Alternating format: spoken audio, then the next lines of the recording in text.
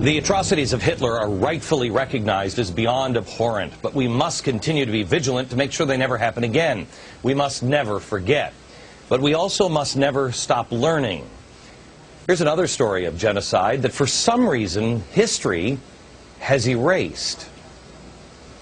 Growing deep within the roots of socialism is a brutal and dismissive view of human life. The essence of Marx is simply that the universe is run by these cold, material, impersonal forces, and that over time we are going to see us move from the feudal, through the capitalist, to the socialist, to the communist stage.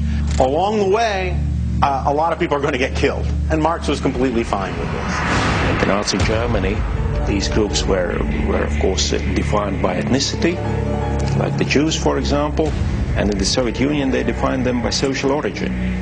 But the idea was the same. Communist chief and dictator of 160 million Russians. Today, most have forgotten the scale of the Soviet atrocities, particularly what may have been their most horrific. It began long before Hitler's horror was revealed. Popular uprising had become a problem in the Ukraine. Their spirit of individualism threatened the grand design of Moscow. Stalin decided to take steps and correct the problem. The objective was to put the Ukrainians on their knees. Stalin forced peasants to give up their farms under the banner of collectivization. And it is the peasants who are the army of nationalism. So what do? You got to crush them.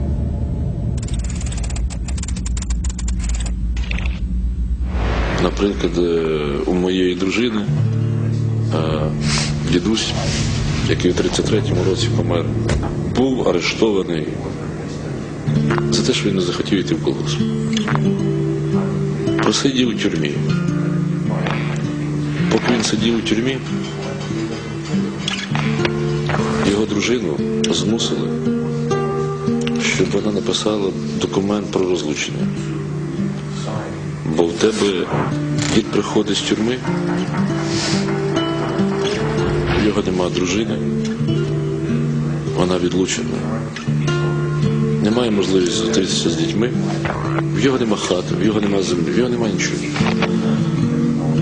Це таких історій мільйон. Stalin took everything, their independence, their livelihoods, and even their food, plunging the Ukraine into famine. And while the people were starving, it wasn't because the food wasn't growing. Grain production was skyrocketing. Instead of giving the grain to starving people, the Soviets exported it to fund their centrally planned industrialization. How the Soviets dealt with the hunger was inhuman.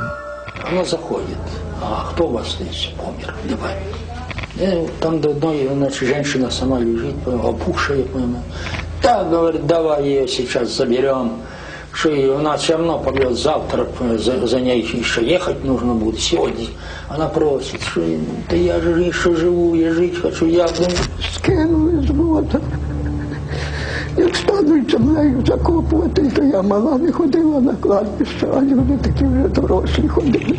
Казали, земля ворушилася, як закриють цю землю. The forced famine that resulted was so horrific, the situation so desperate, that there were even widespread reports of cannibalism. I was once with a group of people going to one part of Ukraine, and I said, is there some older lady that could tell me something about what happened? What the woman told him next, he would never forget. And she said, oh my God, I really don't like to talk about that. She says, you see, there is this house on the top of the hill there. A mother ate her daughter. She was already insane, because people usually reach the level of insanity. And then she committed suicide. How did the Soviets deal with this?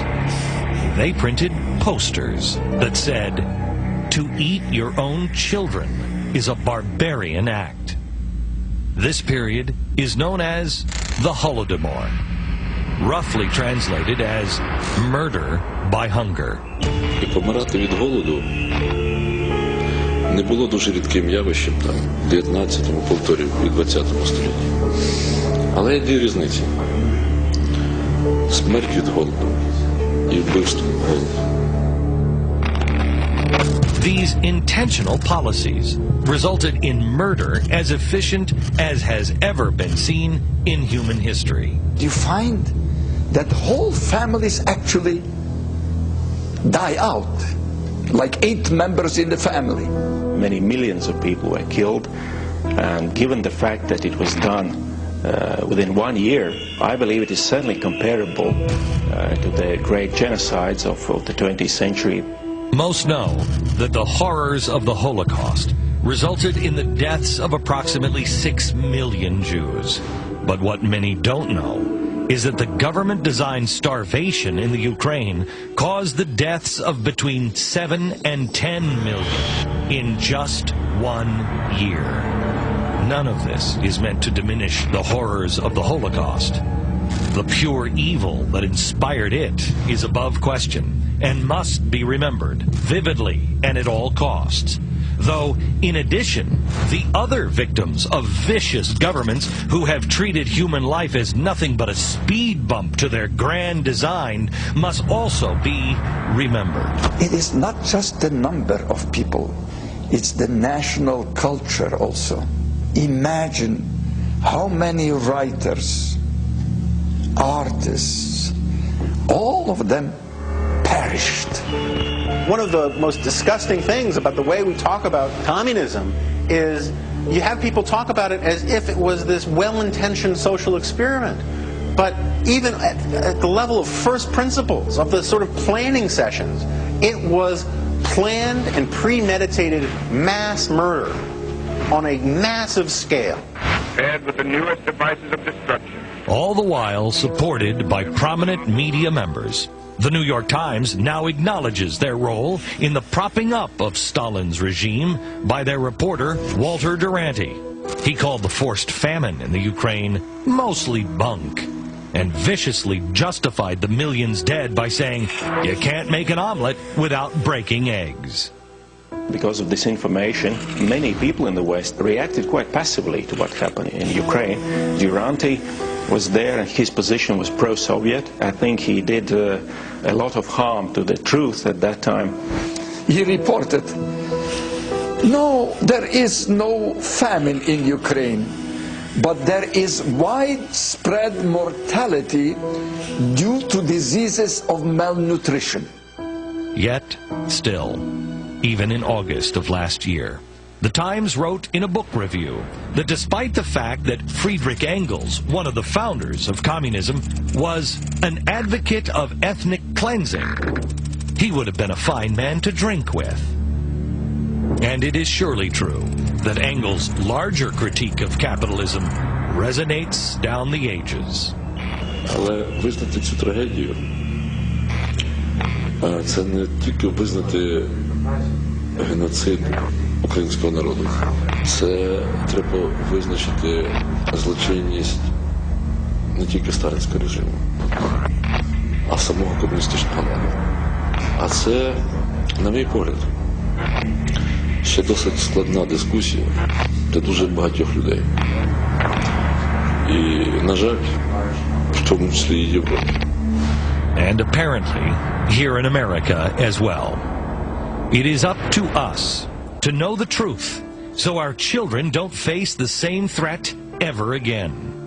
Each year, Ukrainians gather to remember the Holodomor by lighting 25,000 candles. Why 25,000? Because during this intentional famine, they lost 25,000 people every single day.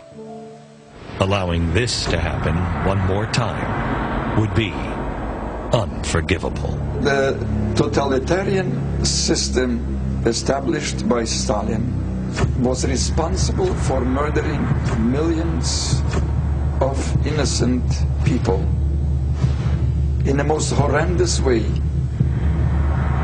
and nobody was interested in knowing about it. The question is, what kind of people are we? In case you're still not convinced that the famine was intentional, during our exclusive interview for this documentary with President Viktor Yushchenko of the Ukraine, he said that during the famine of the Ukrainian people, they needed 10 million tons of grain to avoid hunger. They produced 12.2 million tons.